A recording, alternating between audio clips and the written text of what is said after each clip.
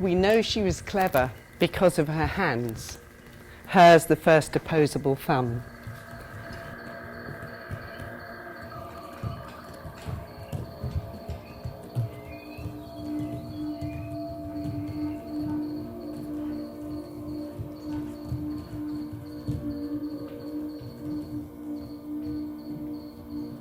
Shards of her hip and skull suggest she was young, 13 perhaps when the flash flood drowned her.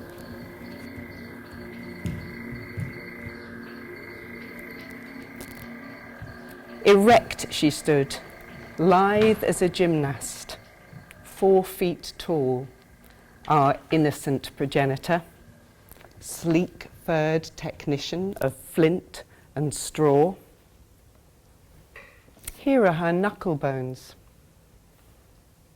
I know her touch.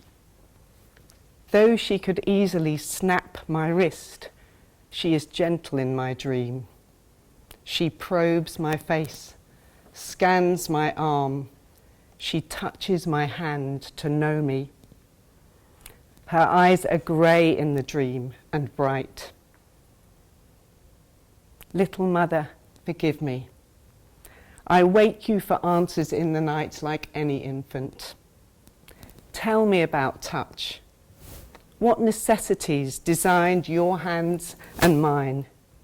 Did you kill, carve, gesture to God or gods? Did the caress shape your hand, or your hand the caress?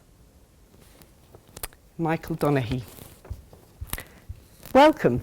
So I'm going to tell you a little bit about what I'm going to try to do today. I was very, very fortunate to have a Bonnie Bird Award, and I'm really thrilled because Bonnie Bird's daughter is in the audience, and I'm now looking around.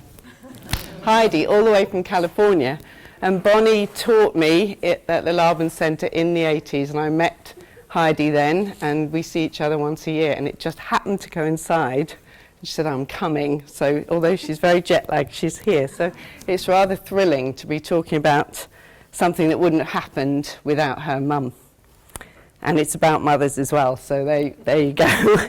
So for that research, I decided to take that poem that I've just read to you, which you'll hear again, as the centre of everything I wanted to explore. And the reason I did that is because Michael Donaghy, who is an Irish-American poet who sadly died very suddenly 10 years ago, was a personal friend. I'd say I didn't know him that well, but I knew him through the Irish music scene because my partner's also American and played Irish music. And they were the first couple, he and Maddie were the first couple my partner met when he came over to join me here, apart from all my dance colleagues. So he'd like, I've made a friend, and it happened to be him who is this, was this absolutely phenomenal poet. And I would say, really, if he'd have lived, he'd have been seen as a kind of T.S. Eliot. He really is an amazing writer, was an amazing writer, and it's a huge shame that he was cut off in his prime. And that poem he wrote in his mid-20s in Chicago. Before he died, I had a conversation with him. We talked a bit about the creative process, and I'd never quite had the guts to do it till sadly just the year before he died. It was a sudden death, so I didn't know he was ill. I felt that I wanted to see whether I could hear a bit more about how he created poetry, because for me, poetry feels very, very close to dance for me, personally. It feels the closest art form. And so I plucked up courage to try to talk to him about the creative process, how he knows when a poem's finished, how he chooses the shape, all of that. In the course of that conversation, he said to me, well, I'm quite envious of you being a dancer and being a choreographer, and that really surprised me because I was quite envious of him being able to write these beautiful poems. So I said, why are you envious? He said, because, with a twinkle in his eye, because it was around the time of the mother of all battles that we were talking, he said, dance for him is the mother of all art forms. He was quoting Collingwood. And he said because for him he felt that that dance was closest to one's experience before words emerge, and for him, he described words as labels for an experience, and therefore he was always trying to get past the label to find the closest way to describe and create an experience in his poetry. So he felt personally that he was quite envious because he thought dance was closer to experience in some way. He then said, and that was great because I thought that seemed to help me for some reason. I'm not sure why, but it helped me sort of place dance on the map. I'll come back to that. He then said that he believed that every word has a physical root. And I wish I could remember exactly how he described it, but he picked out two tiny words like is or on or a or in, little connecting words, and explained to me where their roots came from. And he felt and believed that every single word that if you looked back for its early usage, it would have a physical or sensorial root. That's all I can say. That thrilled me even more. So because of that, I thought I really have to find out, not if that's true, because that's too reductionist, but what that means and could it be true. And when he died, I felt like that's the one thing I wanted to try to do. So that's a long story, but what I thought I'd do is take one of his poems and look at that poem and search back the root of every single word in the poem to see if I could trace a physical root to that word. I'm going to come back to that as well. So that's where I began. I chose touch because for me it's very close, the closest of all of his poems for me, that it feels very close to dance. For me it's about, I'm not going to talk about my interpretation, so I'll just say that I think it touches on, obviously, touch and the beginnings of our kind of consciousness and knowledge through touch rather than through thought, but of course those are quite inseparable. So I feel like I'm not at the end of this period at all. I've had 2 years and I've come in and out of that research. Here it all is. And so instead of sort of reading an essay, I have no notes apart from that. I'm going to, and all of these, I'm going to be quite experimental about how I try to convey some of the things that have haunted me through the last 2 years and that touch me deeply and that I found really fascinating. And a lot of it is sort of discovering the bleeding obvious, as my husband would say. And yet, in a way, that's also affirming. If you find sort of affirmation of something you thought or was hovering there that you think is obvious, that can be very helpful. Another thing I want to say before I talk to you more about language is that as a dancer who trained in the late 70s, early 80s, and Bonnie Bird's kind of wish was to create thinking dancers, and she's, how long is it, 30-something years later, there's no question that that's happened to the education and how dance is approached now. But at that time, it wasn't. You couldn't, it was only one degree, and it was that one that she was helping to set up. And I was so conscious growing up and wanting to be a visual artist first and then going into dance that I felt I struggled with words. I felt I couldn't read a book. I really did struggle with it, even though I felt I had intelligence. I couldn't seem to, my intelligence felt a bit different, and I still struggle with reading books. Hence, you can see that a lot of these are rather unopened. So there's a nice one I haven't opened, there's another one. That one I did read. And of course then I said to Simon Ellis, I've read it, and he went, oh yeah, I've read that one. It's like, you've probably read all of these, Simon, wherever you are. Yeah, I know, it was so great though that somebody else had read that, and also that I can now discuss it with him. He's putting his hand in his head. No, I'm not trying to embarrass him, I'm just saying that, I don't mean to, I'm sorry, I'll take that back. Forget you ever heard that. It's The Unfolding of Language was the one that Simon's read, and that for me, I've came to rather late in the research, and it seems to have really helped kind of affirm what I was looking into, so hence why I mentioned it. So the sort of thing about intelligence and what knowledge might be was at the back of my mind, but also I still believe that dance is a poor cousin and is viewed as a poor cousin in relation to the other art forms. It's a fairly obvious thing to say, but it's something that troubles me. But you still hear it, that it's not listed when people list the expressive arts or the performing arts.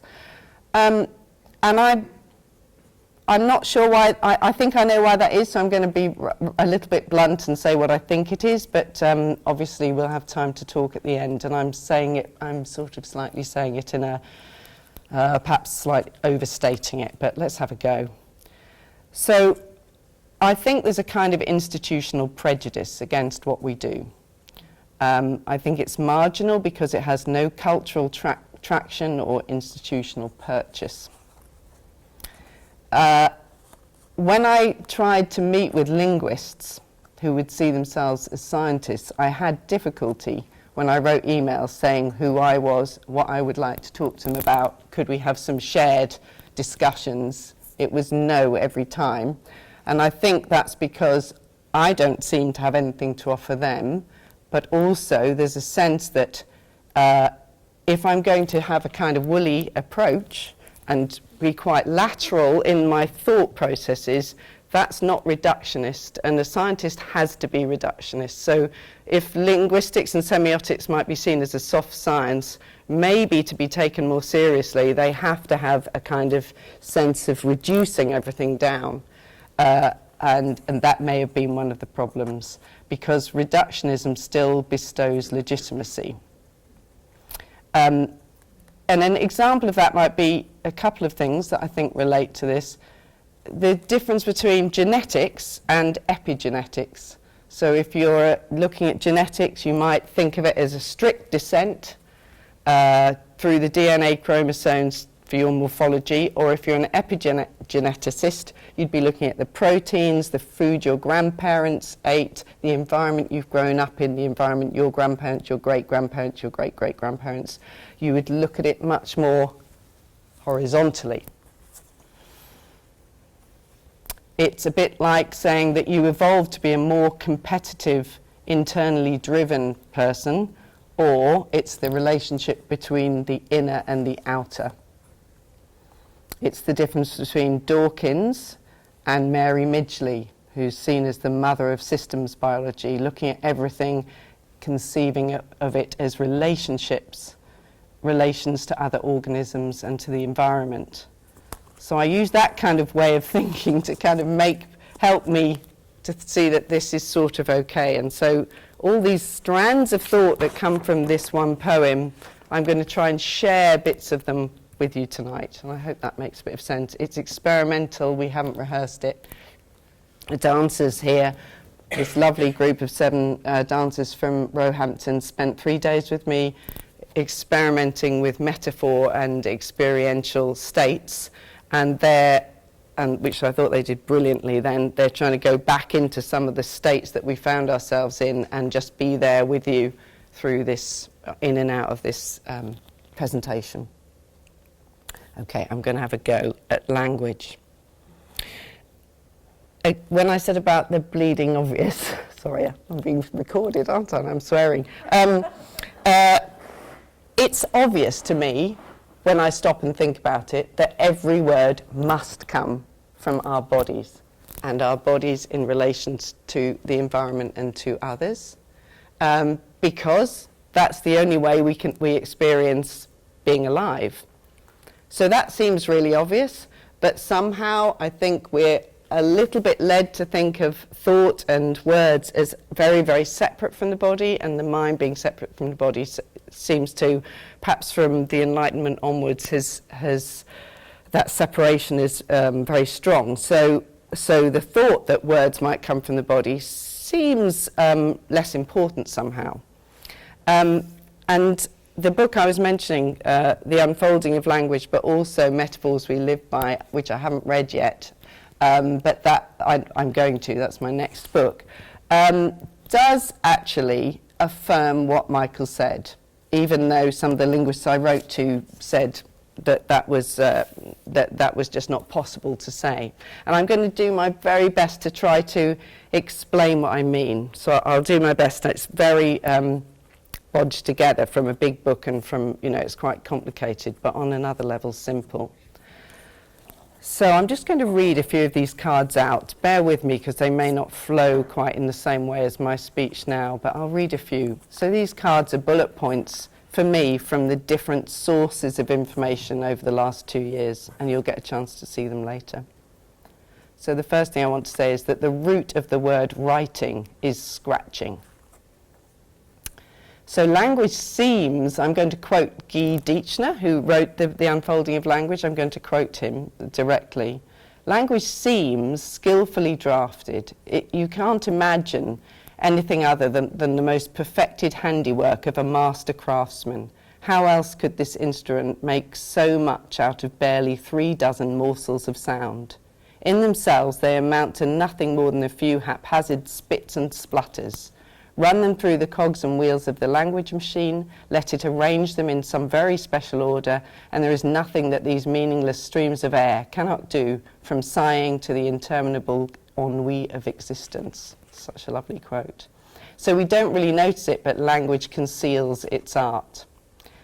And in the Bible, God regretted creating a language because it was so powerful. In the story of the Tower of Babel, we could all speak to each other, and we started building a tower up to get closer to him, and he thought it was giving us a little bit too many notions and too much ambition, so he scattered them all over the world and confounded their language. It's interesting. I think that's an extraordinary sort of story, that knowing the power of language, really. One of the things that is very predominant is that he says that the creation of language is in its disintegration, in its collapse, in its erosion. So words we use now are shortened version of several words put together, and that constantly language is changing, and it's actually made by its use. So we are creating language by doing it. Which is lovely. And nobody did design it. There wasn't a forum of people in Greek or Roman times designing a language and coming up with grammatical rules. That didn't happen. So it happens through use and through our desire to have some kind of order. The first recorded language is 5,000 years old. So I'm going to talk particularly about metaphors, because I think that helps us understand that it comes from the body, or this one opinion does. Sorry, I'm just making sure I haven't missed anything too crucial out.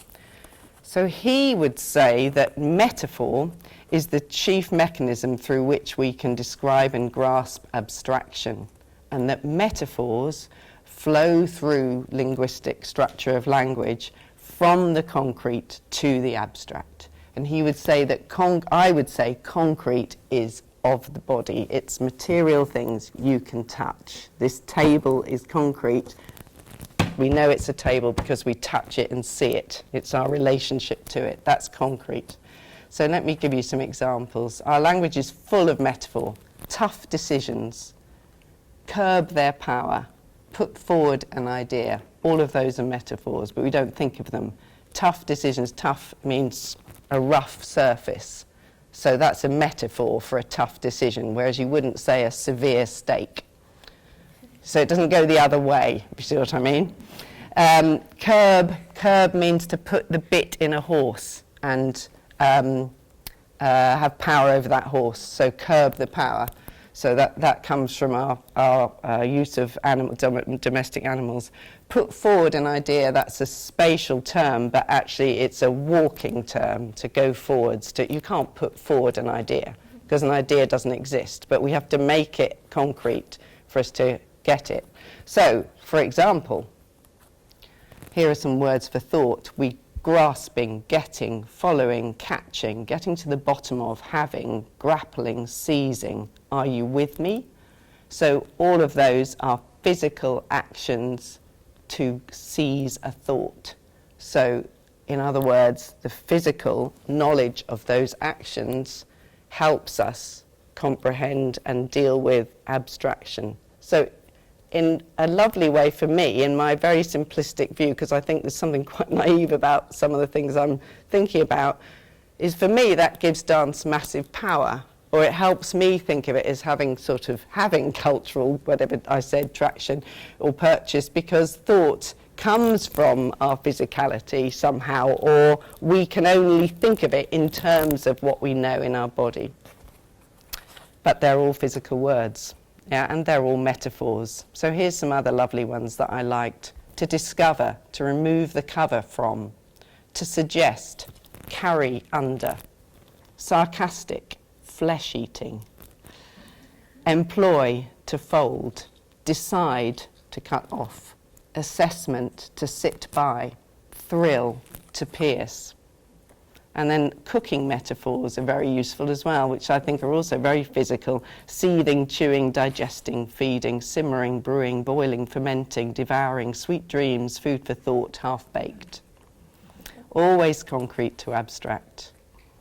Decide, I really love decide. He gives some great examples to say it's not just English. So in Kenyan language, decide is cut. In Indonesian, severed. In Latin, cut off. In German, cut and separate. In Greek, cleave in twain. In Swahili, cut matter. In Basque, to make someone cut. And I had a little physical sensation of decide when I was on my allotment, my latest project, pulling leaves off twigs and trying to decide where I put my twigs, whether they were going to go in my for twig kettles or for burning or for pea sticks. And I was deciding, but I was cutting and separating. So I was physically doing the action and deciding. And anyway, that somehow made a lot of sense to me.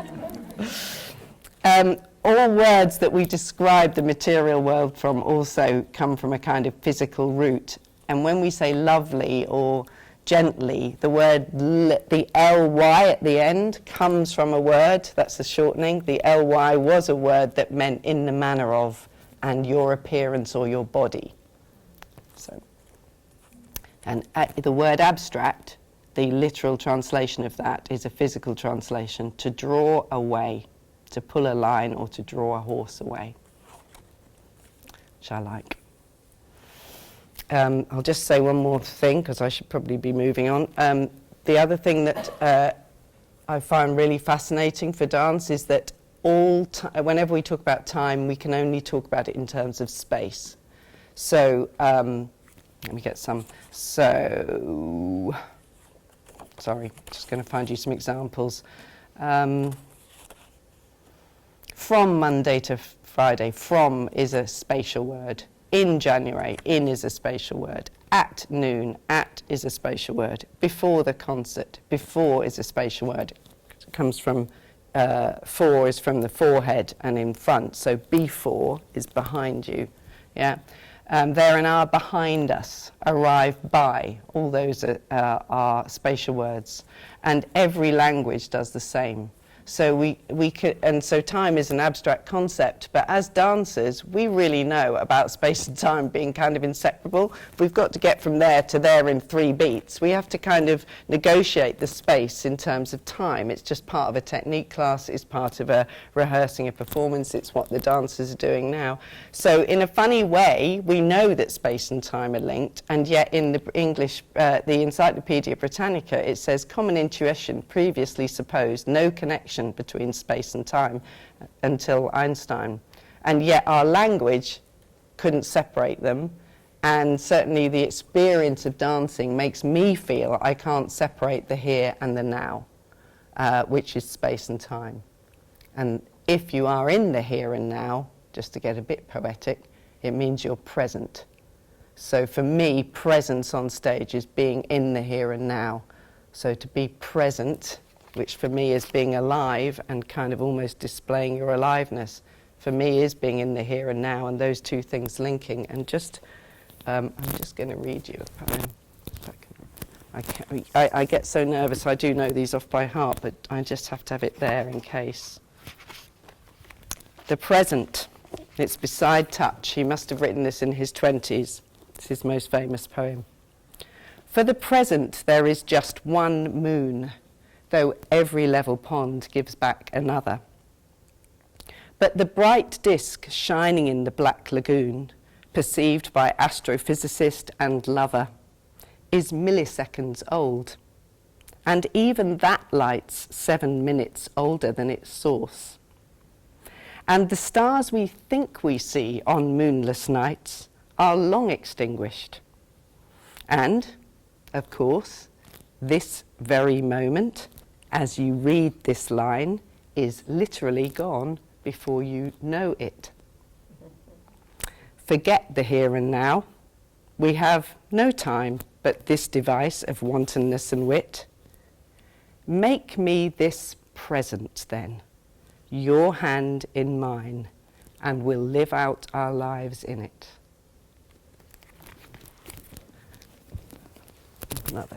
Another genius poem. Okay. As part of this wonderful time of having time to just follow strands of interest, I went to meet Ian Duhigg, who's an Irish poet who knew Michael, and he talked to me. Oh my God, it was so interesting. I went up to Leeds to meet him, and apart from starting, the first hour was telling me about a blind road builder called Jack Metcalfe, who was 6'4" and who was a fiddler, and he used to work out if the stones were right for the road building by putting the stones in his mouth. And he learnt to read by touching the milestones on the road into Leeds, hence scratching. Remember, the root of writing is three-dimensional, and he learnt it by touching the words for 13 miles to wherever. He sounds the most extraordinary man. And the bottom of those roads is books pulped. So once we got over all these unbelievable stories about Jack Metcalfe, he also talked to me about poems and the language of poetry being of the body. So I'll just share a little bit of that with you. So in the Irish tradition, Gaelic tradition, there's no word for dance because music and dance are the same thing. And poetry and song are the same thing, so you say a song. So a bard in Irish traditional culture would be an improvising poet, and he would have, or she, probably he, would have had many different kinds of structures, like you would now, like sonnets and verse form and all of that. He'd have had many structures and traditions, but then he would have improvised according to the moment. So like this moment now, where I'm trying desperately to convey all my sort of tangled thoughts, he would be saying a poem to you about this moment, and he'd have to make it up on the spot. So that's what poets did, and it was oral, not written. And it was often sung, and in some cultures poetry is always sung. So in Irish tradition, which is where Michael comes from, and he played the bodhrán, he was very aware of the tradition of poetry being a way of bringing culture through the ages as oral. It's an oral tradition. So all his poems sound fantastic said out loud, I think. The last two you've heard, I think they work so well spoken, but they also look beautiful on the page, but they are to speak out loud. And Ian was saying that in the Irish bards, they remembered their poetry by touching their fingers. So this is a 3-joint, so the word like higgledy-piggledy is 3 joints. Higgledy-piggledy, 1 joint, and that's the word dactyl, which comes from the joints of the fingers. And then there's poetic feet. I'm afraid I can't remember all of what these mean, but it's to do with the stresses in a line. And you scan for feet. She scans my arm. There may have been something in that, because he was a great formalist as well. There's the hips of a poem, and there's a turn in a poem often, which is in a jig. So if you're doing an Irish dance, you turn at the end of the room. In a poem, there's often a turn for the meaning to change. So you can hear it in these two, like there's a turn, I think, before Little Mother. I think that's the hips there, possibly. I don't know, but it seems to be really a big change there, Little Mother, forgive me. And in the present, it changes right at the end with the couplet. So and also iambic pentameter, which is the stresses in Shakespearean language, is to do with when you run out of breath. So it's I can't remember how many seconds, 3.5, I think. this number of stresses works for your body. So poetry it comes out of your body, it's made to fit your body. It's functional for your body. And I thought that was really beautiful, just as dance is in a way. So there's something about the body of a poem, the hips and the skull, the shards of a hip and skull, and the body of that as a real body. Lastly, before I move on, Eva Saltzman, who's a friend of his and grew up in New York and studied dance when I was in New York in the 80s, studied with Madonna. She was a contemporary dancer. I mean Madonna as in Madge, not not the other one. And she then became a poet. And she has written a lovely piece called Metaphor and Dance, Ego and Id, where she looks at poetry and dance. And this I love, and I hope it makes sense. I'm going to read bits out of it. Thank you, Eva, for this. So she said to me that she... where's my key little... She said that you are feeling when you're working with metaphor, you're not thinking. So when she's writing as a poet, she's feeling, not thinking, because metaphor is of the body, so it is a felt thing. So a tough decision, we know what tough feels like, right? Yeah? Guy Deichner, sorry, I'm just going off on a little lateral line. Guy Deichner says that spatial terms are already abstract because you can't see them, like the word through. See, I completely disagree with that. We know what through feels like. We absolutely know what through feels like. So I don't agree that those words of space are not felt, if that makes sense. I think that what I would venture to say would be that the felt experience is still left out of literature like that. It's still about visual rather than how profoundly we know things through our body.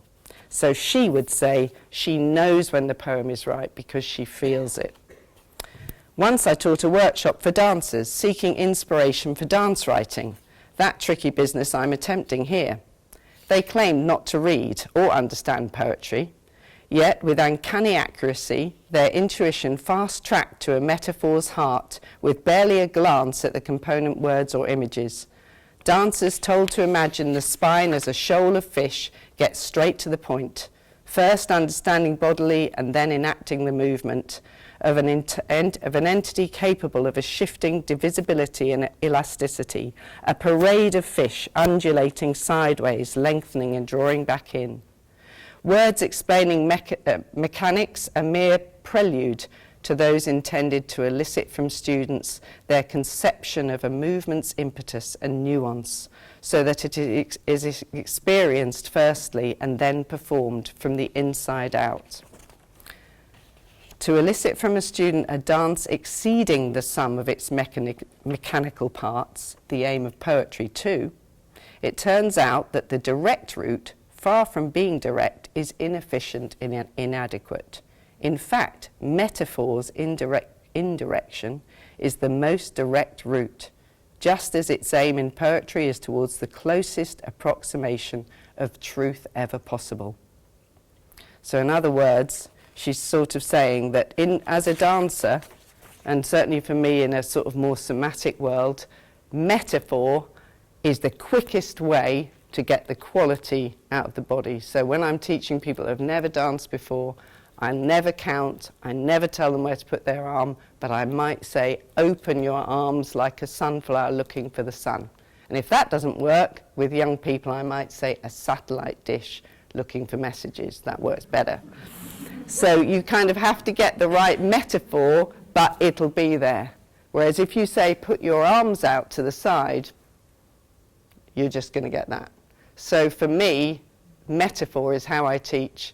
And my constant thought of how to get something felt is through words. So bear with me, it's a weird cycle here of metaphor coming from the body, out into words, back into the body to be embodied when we dance. And I rather like that, sort of devour the words, get some of those cooking metaphors. Okay, almost there, dancers. And yes, And in common dance, I made a piece for 50 people of all ages, and I thought I was trying to look at what's common to us all, and I thought it would be folk dance. I don't know why I thought that, but I thought, oh, there'll be some forms that we all know. And I realised that just felt, it felt sort of trite, it felt superficial. And what I noticed was, if everyone knows how to melt, everyone knows how to sink, everyone knows how to rise, everybody knows how to flock, everybody knows how to quiver. They're all natural terms of the natural environment, but we know it. And that knowing thing about knowing in the body is just very profound, and I could get very quickly. So what you saw, I'll just give you one of the metaphors they worked with. That one comes from the silvery quiver of a salmon leaping up a fish ladder that I saw in Seattle many years ago. And when the fish comes along, before it's going to go upwards, it swims around forever, I tell you. It just sort of saunters around. You think it's doing nothing, and then it goes to the back of the tank, because they have these fish ladders that you can see. It goes to the back of this, it's not a tank, but anyway, the glass side, and then you see it turn, like in a jig, like getting to the end of I hadn't thought of that. They're going up here, and they turn around, and there's like the lateral line up their bodies, from their tail to their head goes like that, and their head just goes and they go up. But it starts from their tail.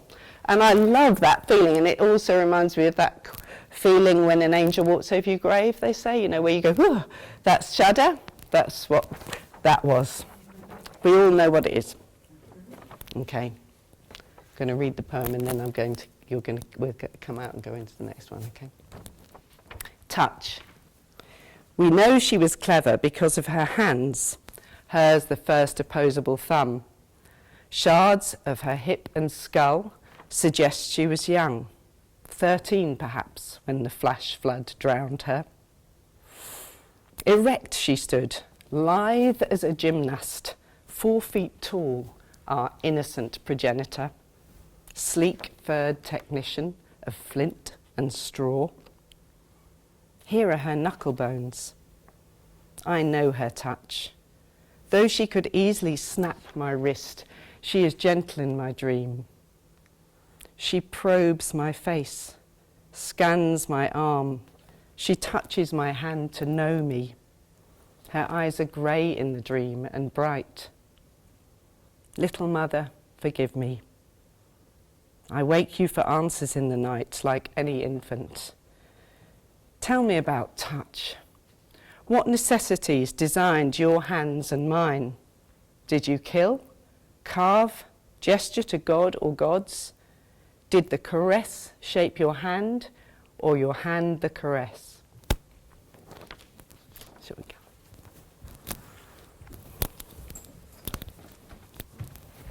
Give me some sound.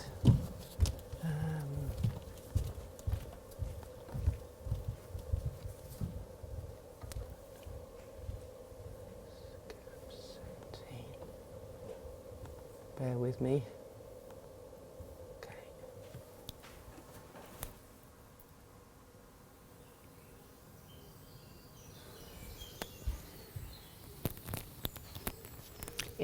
On November the 30th, 1974, in Ethiopia, 100 miles northwest of Addis Ababa, Lucy was found in a gully in 100-degree heat early in the morning. What did the world really taste like on the tip of an old hominid tongue? Much as they look and feel like rocks, fossils throb with a life of their own.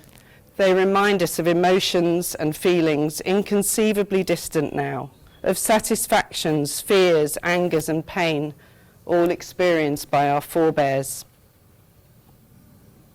3.5 million years old. More complete than any previous finding, ape-like, with teeth like a man. Lucy died on the edge of a stream. She was covered by layers and layers of sand and rock. The rain eroded the rock and exposed her. Only a few days later, a storm came and her bones would have been washed away. She was undamaged by predators before or after her death. She stood 3.5 feet tall. She had arthritis, but she probably didn't feel any pain. It wasn't bothering her, but the signs were there. She was an upright walker. 25 to 30 years old. She had wisdom teeth. That night, Donald Johansson and his team celebrated under the stars in the heat, and they played on their cassette tape recorder Lucy in the Sky with Diamonds, and she was named after that, which I just love. And she became iconic, cosmic, supernatural and elemental, the mother of us all. She was ape-brained, a little creature with a pelvis and leg bones almost identical in function to modern humans. They know she was upright because, silly system here, because a chimp's bones hang downwards straight. Our bones hang diagonal in order to walk, so that my knees are closer to my core, my hips are out, so they could see by the rubbing at the end of the bones how that bone was angled in her legs, and that showed that she was a completely upright walker. She ate fruit and seeds. She had a tiny brain, and yet she walked erect. That was very new in their thinking. She had quite a jaw that came forwards and V-shaped. Because her teeth were primitive, but there was also wisdom teeth, that's why she kind of borders the two worlds of ape and coming towards hominid, but she wasn't human, she was an ape. She's one of the first Australopithecus. She was a strong walker. Her skeleton suggests ruggedness, a compact strength, but it doesn't necessarily suggest speed yet. She was built for what she did. She wasn't a tree climber. She wasn't able to bear large-brained children. Her precision grip was excellent, but her power grip was not. They thought she wouldn't have handled tools, but now they're wondering if she did. They've also discovered that they think that we were probably at some point in our descendants, we were terrific runners. We possibly ran collectively. Still, the Maasai and the Bushmen of the Kalahari outrun animals. They outrun them because they can sweat. So the human being can sweat and the animal can't. So the animal runs faster than the human, but the human can keep going and catch up. And they have this relationship until they run the animal out of its life and they can kill it. So it's the way we're built with our neck muscles and our gluteus maximus suggests that running was a massive part of our evolutionary trajectory. Our bums, in other words. Many hominids probably coexisted at the same time, they think now. We don't know how old tools are because they're stones and they're already old, so it's very hard to know how long we've used tools for. You probably know this, but it's still such a beautiful fact. At the moment, they still believe, although I think there may be some new thought about this, that we come from 200 individuals who crossed out of Africa at the Gate of Grief at the Red Sea when the sea level was lower, and there were freshwater springs along the coast of Arabia that now are covered, but they found them under the sea. So you know that the first early hominids had fresh water, and they came out through Arabia and out for the rest of the world, and that all of us descend from around 200 individuals. On handing her back after 5 years to Ethiopia, I felt a dreadful sense of loss. The most beautiful, most nearly complete, the most extraordinary hominid fossil in the world. She had slept in my office, safe all that time, I felt like a parent signing away a child to an adoption agency.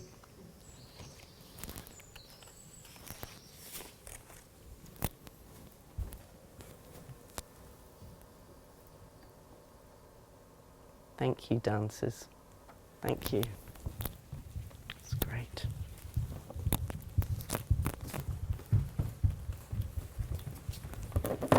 Amen.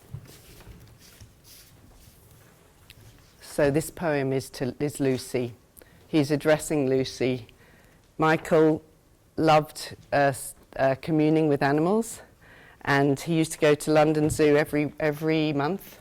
He knew every orangutan, every primate, and they knew him. He also used to slip away from his house on the Haringey ladder at night to commune with one bat in Finsbury Park. He also had an anteater friend and, what's the other thing? A toucan called Josephine. We know she was clever because of her hands, hers the first opposable thumb. Shards of her hip and skull suggest she was young. 13 perhaps when the flash flood drowned her. Erect she stood, lithe as a gymnast, 4 feet tall, our innocent progenitor, sleek-furred technician of flint and straw. Here are her knuckle bones. I know her touch. Though she could easily snap my wrist, she is gentle in my dream. She probes my face, scans my arm, she touches my hand to know me. Her eyes are grey in the dream and bright. Little mother, forgive me. I wake you for answers in the night like any infant. Tell me about touch. What necessities designed your hand and mine? Did you kill, carve, gesture to God or gods? Did the caress shape your hand, or your hand the caress? I'm going to do a quick experiment. We're coming towards the end, into the last section, I think. Just got to get, sorry, I've got to just organise this so it will work for later. Yeah. So much I wanted to tell you, and I just don't know if it's come out of my mouth or not. It's so difficult to know. So what I'm going to do is, because this is sort of what it's felt like, it feels a bit too ordered, so I'm going to disorder it. I'm just going to pick little things up and read them out to you. And just cross-reference so you know the way my brain was struggling. We never get entirely straight about ourselves in the way that we may get straight about some of the things that lie outside ourselves. We must always live our lives opaquely, acting out bodies, desires and thoughts that we find ourselves possessing and being possessed by. Doing philosophy is a way of coming upon oneself as if from afar and alighting upon what one is. I still make movements that are the other half of her embittered gestures. Rilke, talking about his mother. Bones, with layers of fragments, history, sand, rock, layers, sediment, time, dry dust, archaeology, chalk. Run like the wind and tell me about touch. Thickening, thinning, shrivelling and aging. Little mother, forgive me. Why dance it? Why dance it? Why dance it? My body feels very frail and insubstantial, but I will not mourn any loss. My legs feel like an airing horse, long bits of wood hinged at the knee. Sponginess is evading them. Is it possible to put juice back in an apple or sap back in a tree? No, I've done that one.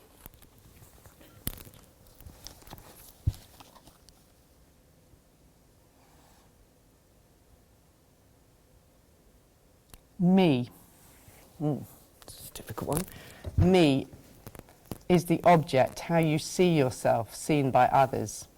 I is more about experiencing of the self.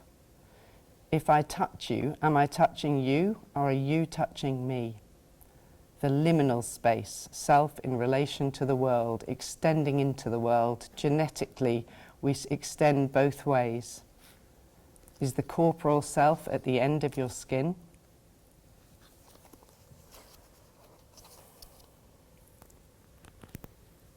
Choreography, like oral poetry, is stored in the body.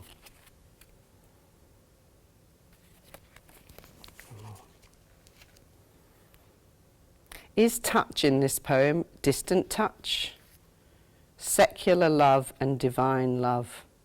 The maze, we love mazes. It's thrilling to know what is around, to not know what's around the corner. Because we were hunted, we have to be curious. Bards travelled, priestesses stayed at home.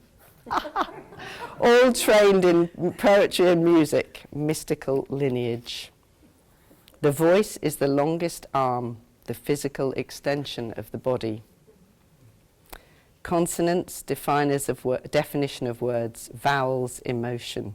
Each word is a mini construction, physical and emotional, both of the body.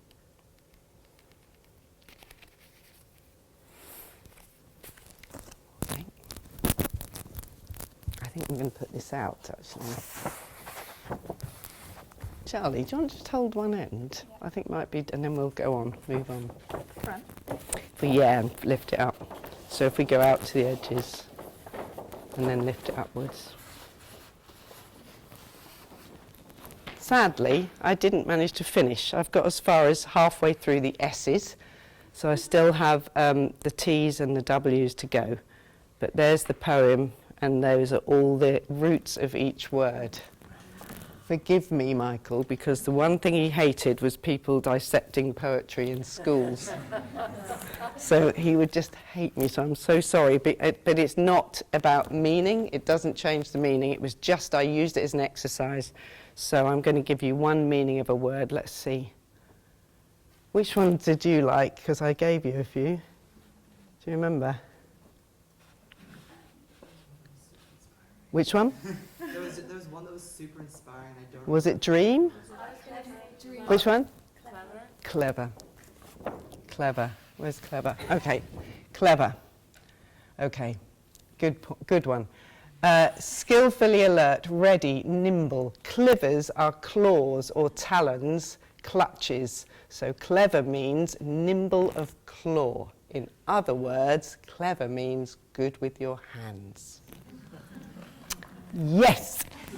So, it's an East Anglian word. Yes, again, because I'm East Anglian. To be an expert with your hands, handy, adroit, skillful in the use of your limbs and body. Dances are clever, active, lithe of limb. Clever can mean to clamber, as well as to be good with your hands, to climb. Yes, brilliant choice. Dream. Where's dream? Dream. Can you see it? Damn, drowned is a D. There, dream. This is interesting. The root of dream is mirth, noise, or minstrelly. It's the same root as noise and shouting. Joy, pleasure, gladness, mirth, rejoicing. The sound of a musical instrument. He was a musician. Yeah, melody, noise, and sound. Now it's used to deceive or to delude, a ghost or an apparition, illusion, deceptive appearance. Because of the confusion with that word meaning joy, for a long while they used sleep instead of dream to mean what we now know as dream. And I've written, dream feels physical because it's of your mind and your mind and your body you can't separate. So I was taking a lot of license there, but in a sense it feels very physical to me, a dream. But it is to make music. That's its first meaning. And its second meaning is to imagine and have vision. Any other word anybody wants me to tell you before I move on? Do you remember from the poem? Knuckle. Yes, that's a good one. Knuckle is fascinating. Originates from the German word for bone, the end of a bone at the joint, the rounded protuberance, as well as the roots of fingers. So for a while, knuckle meant any bone rather than just the fingers. Near the knuckle, go to the knuckle, get to the heart of things. Pickpocket. In plants, it's a protruding shape or a node. It's also used in shipbuilding. Knuckle-headed is slow-witted. To knuckle, or to place one's, to knuckle is to place one's knuckles on the ground when playing marbles. To submit, to knuckle down or knuckle under is to submit, to acknowledge one is beaten. To work hard, to press or rub. To dig one's hands into a specified position. So many meanings there. There's one other I'd like to see if I can. Kill used to just be the action, so it's the strike or the blow. But Kilkenny and Enniskillen, the kill in Irish is a monastery or a religious cell or a burial ground. I love that. So many of these words, it's just religion, religion, religion. Every time you look, but that's partly because the first written, you know, the usage would have been monks writing it, but still, I was just amazed by how much comes back to kind of religious meaning. The verb to kill, to quell, is the root. To stop something, to strike, to beat, to stop, to throw out, to cast out, to clear out, to suppress, to destroy, to extinguish. Okay. Yeah, yeah.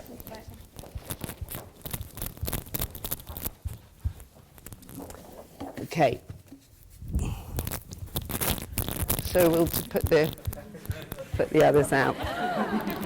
Oh, we'll sort it out. If you take those books and pop them on. Did you put this in the center? Yes, please, and Charlie will help you with that. The one I need, wait a minute, the one I need is hand and touch. Where's touch? Yeah. So you can take all the others. Just finishing off. I just wanted to remind you about shoes.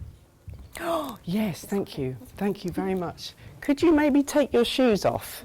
We'll be ready because we're going to just do questions and end it by walking into the space. So you're not allowed to come on with your shoes. I'm so sorry. Thank you, Winnie. Yeah, I might need to. I'm going to talk to you about hands, because in the poem, her hands are so important. And we've talked about knowledge. I hope I've talked about knowledge through touch, through experience, and the forms of knowledge that we use all the time as dancers, but as human beings. The hand, it acts, it knows already. I know that's hard. It knows, and it speaks. It's the only part of our body that does all those three things, although someone did say to me they thought the eyes might do it. I haven't thought that through properly, but I thought that was quite a nice thought. Yes, because I said to this person, it's manipulative, exploratory, and communicative, and they said, oh, I think the eyes are as well. It's a different kind of use of words, isn't it? It's the brains, these are quotes, sorry, I must be more efficient about telling you where they come from Raymond Tallis, amazing writer, philosopher, and consultant in geriatric neurology, that's it. But he's also sort of polymath. He describes the hand as the brain's most versatile, intelligent lieutenant, the master grasper, getting to grips with things. There's that metaphor again of gripping. The hand is the professor of grasping, seizing, pulling, plucking, picking, punching, pressing, patting, poking, prodding, fumbling, squeezing, crushing, throttling, punching, rubbing, scratching, groping, stroking, and caressing. Such seemingly unimportant facts as that the thumb is uniquely free, opposable thumb, which is why I can do that, because it's opposable. That's a sort of biological accident, if you like, but it's our escape from biology. So it's like this little mechanistic difference that changes everything that we can do. We can grip an apple, a chimp needs two hands. Yeah. Our babies can't hang on to our bodies like primates can, and nor could Lucy's babies have done that.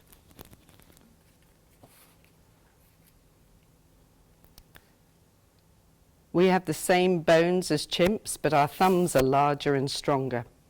It's used when we use tools, and we could have got the development of our hand from the use of tools. So in other words, by using the tool and grasping the tool, our hand developed and our brain might have got bigger. Might, we don't know that for sure. But in other words, the technology shapes us, is what they're thinking.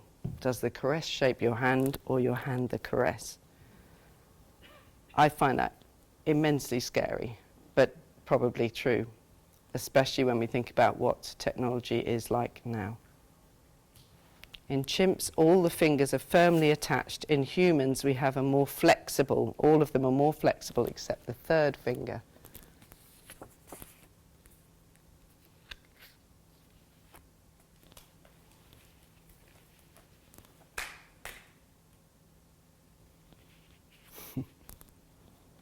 He thinks it's the driver of growth, the link between prehension and apprehension, between grasping the material things of the world and grasping the sense of things, the known and the knower, proprioceptive knowledge of the object through updating awareness of our hand's location and disposition. We have extra representation. One more time.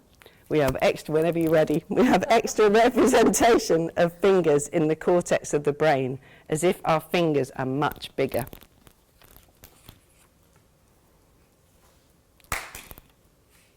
I'll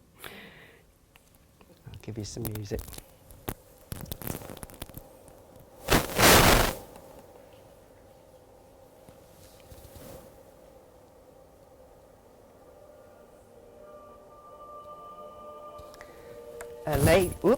Allegri's Miserere. This has nothing to do with my research, but I once heard a wonderful documentary about this piece of music. The little boy that sings the highest note that I hope we'll get to tells that he was playing football and he came into the chapel and the choir master said, James, just come over here, and he was covered in dirt and he said, could you just sing that song we've been doing? Just popped him in the porch of the church. So I just have this picture of this unbelievable sound and this little boy all muddy and dirty after football. It's amazing. Our hands are conscious of light, touch, pressure, temperature, pain, joint position and more. They help us understand where our body stops and where another's begins. The touched and the toucher need to be known separately, but also when you touch something or someone else, it tells you where you are. So as the dancers touch each other, they sense where they are, as well as helping the person sense where they are. So for me, touch is so much of a sort of continuum of giving and receiving. You give touch, but you receive back by giving, and the person receiving the touch gives back by receiving. So the joy of giving a gift is equal to the receiving, and touch for me does that exactly. So make me this present then, your hand in mine, and together we'll live out our lives in it.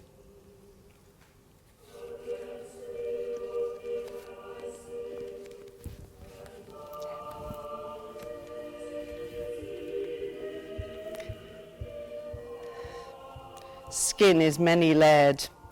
The skin cells make their way to the surface and it takes 16 days to get there.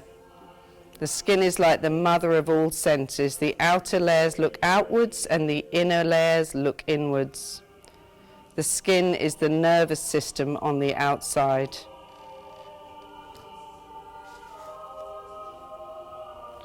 Touch relies on movement for its full expression, for both stroking and striking. Warfare was once hand to hand.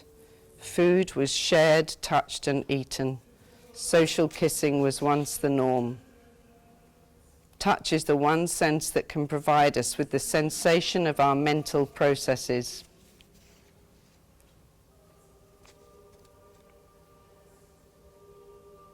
We can make our touch more like armor or more porous. There's the boy.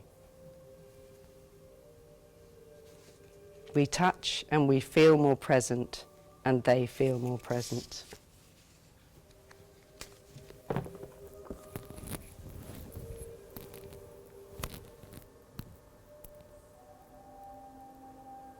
There's one last thing that I want to say that I felt very strongly as a dancer in reading all of this, was that not only do our hands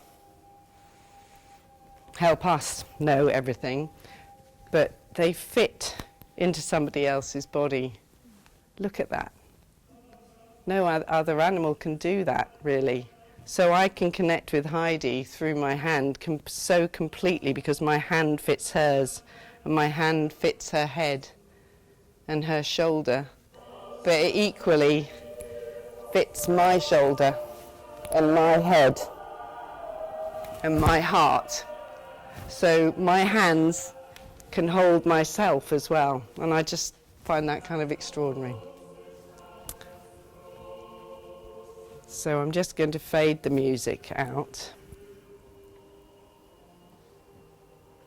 and you can open your eyes, dancers. Thank you. And dancers are going to come and take you out into the space. Thank you. Thank you. Thank you. So come and have a look around. And if anyone has questions or comments, I would absolutely love them. But thank you so much for listening for so long. Please come and have a look. You can look at the books, you can look at my notebooks, whatever.